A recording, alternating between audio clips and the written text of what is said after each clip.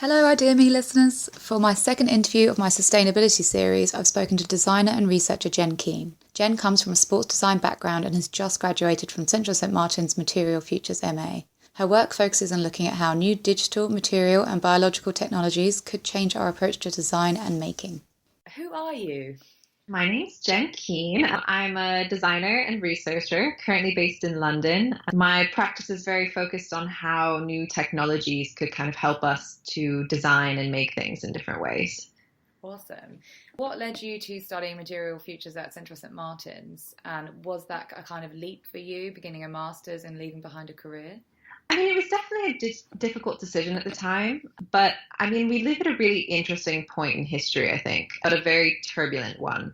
And as fun as it was at Adidas, and there was a lot of cool things going on, I kind of wanted to explore what else could be out there. And Material Futures is a really interesting course in that it's out there. It's really pushing the boundaries of the way we think about not just materials, but technologies and what possible futures could be, and kind of bringing the human aspect into technology. So I kind of wanted to push my own limits in that sense. So you just mentioned that previous to the Masters you were at Adidas. Were there key things that you learned there and that you've taken away with you? I think the biggest thing I learned at Adidas was that nothing is black and white. I think basically bigs get a lot, which I think is good for sustainability and things like that, to keep everybody on their toes. But at the same time, there's no real easy answer. And especially if we look at sustainability, there's so many different voices from so many different directions that normally these brands are just full of really passionate people that are just trying to steer the big machine in the right direction. But nobody really knows what is the right answer because everything is so new.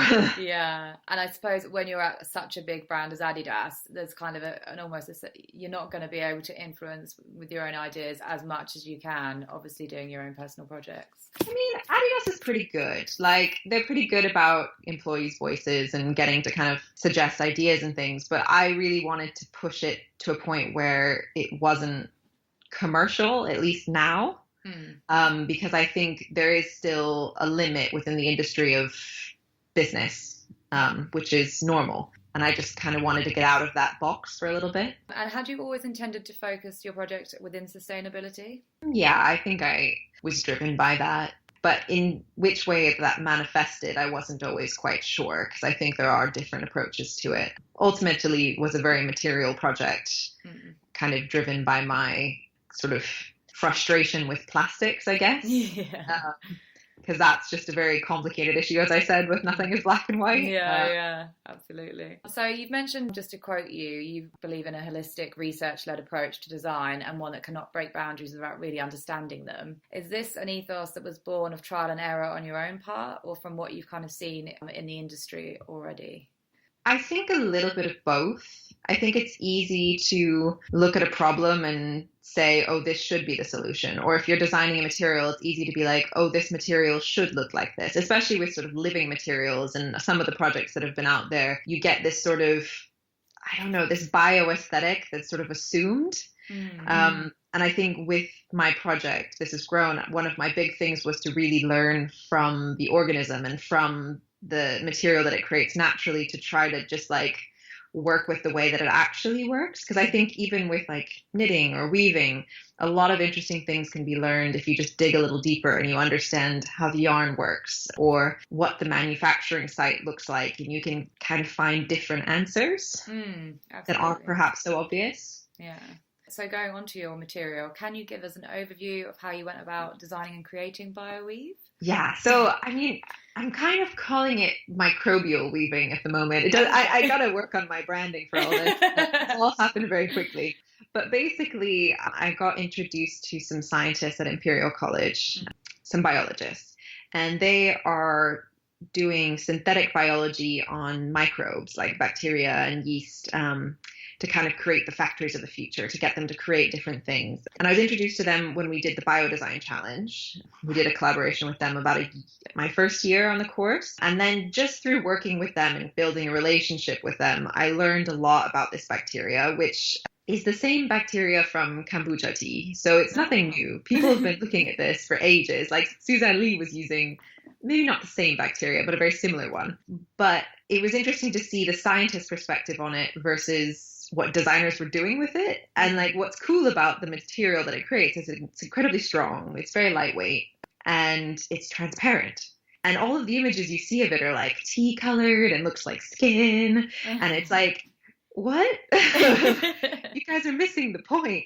And so by growing the material, so I started growing it, understanding kind of how you grow and doing a bit more research on what you could do with it. And I had the idea for weaving, and I mean, it took me a while, but eventually it actually worked. And it created a material that was really interesting. As far as I know, nobody's done it before, so I have my patent pending. So it was just kind of through trial and error and kind of working with the scientists and kind of, I think, building a craft around sort of weaving with bacteria.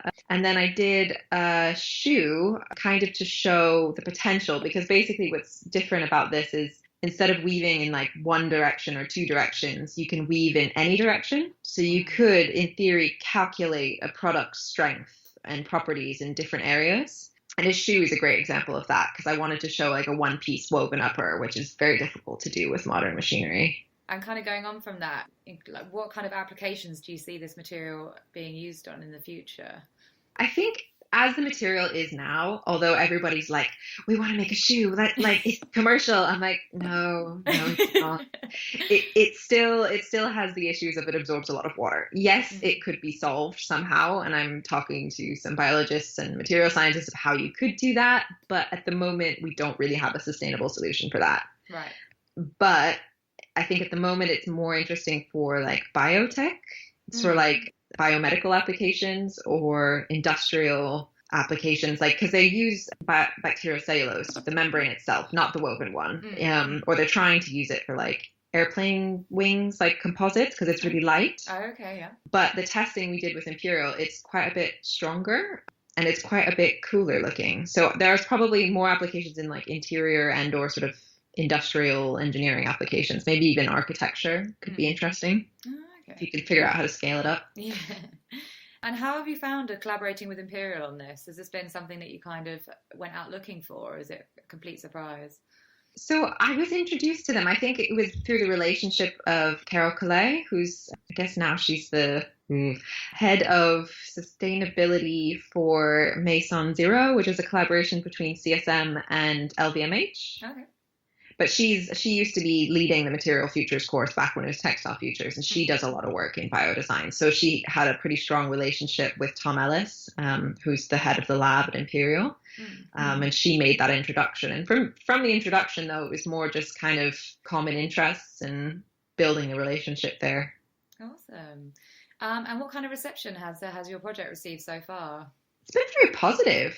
It's funny coming out of a project like this, because from like almost overnight it went to, from me being the girl at dinner parties who were like, so what do you do? Well, I'm trying to grow a shoe out of bacteria in my kitchen, to it actually being a thing, and then people being interested in it. And I think I was just more, and I'm still sort of confused, because it was like a lot of messy, painful months of it not working and figuring out like, what am I doing with my life, to people being quite interested. So it's been positive. Oh, brilliant.